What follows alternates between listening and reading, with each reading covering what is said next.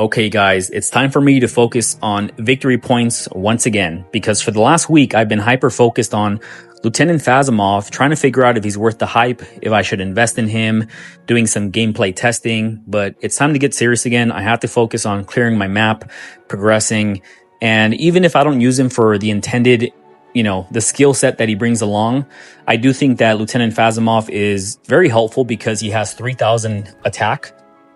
He basically adds another 8 to 9 laser rangers of strength in each attack. So even if I don't use his phasing technique, it is still worth the investment, at least into one copy.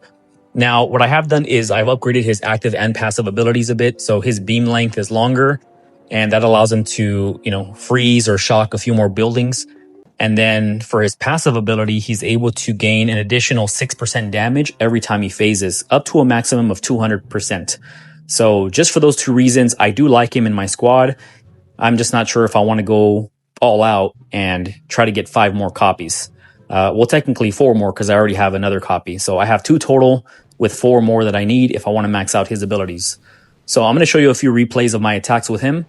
And then I'm going to finish it off with an operation solo on a very difficult operation that we picked up today for the first time by one of my teammates. So on this first attack, you're going to see that I'm going to smoke all the way to the back right. And this guy has 4 shock launchers. It doesn't change the way we're going to approach the base. The far right, it's always going to be the best option. So we're going to toss a few critters, shock these 2 rocket launchers. We're not going to worry about that rocket launcher and the shock launcher in the center, or shock blaster, because it's all bunched up together. So now that we've taken out the rocket launchers on the top and bottom, you're going to see that I'm going to phase this big batch of defensive weapons in the middle. And it made sense here because they're all together, So just like with Dr. Terror, the phase technique is very good because you can stop 6 to 9 buildings that are all together in one spot with the phase technique. It just doesn't make sense when it's a bunch of weapons that are very scattered because you're not going to see the results you're looking for. But in situations like that, where you have so many buildings in one spot, every time you phase one, again, unless someone wants to correct me in the comments, no one did last time, but I'm pretty sure every single time that you phase any building, you get a 6% boost per each one. I mean, assuming you have the 6% boost that I have now. The default is 2%. But let me know in the comments if that's correct, that each time you phase any building, you get a damage boost.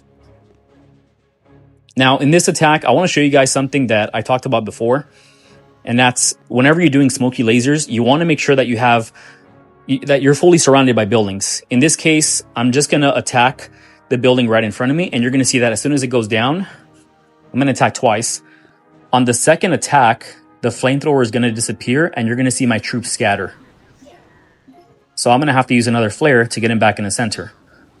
So when you use smoky lasers, make sure, I know it sounds counterintuitive, but make sure that you're surrounded by a bunch of weapons, because you want to make sure that when you take down 2, 3, 4 of them, you still have another few options around you. That way your troops can continue to stand in the same direction, because every time you destroy a defensive weapon, they're going to target whatever weapon is nearest to them.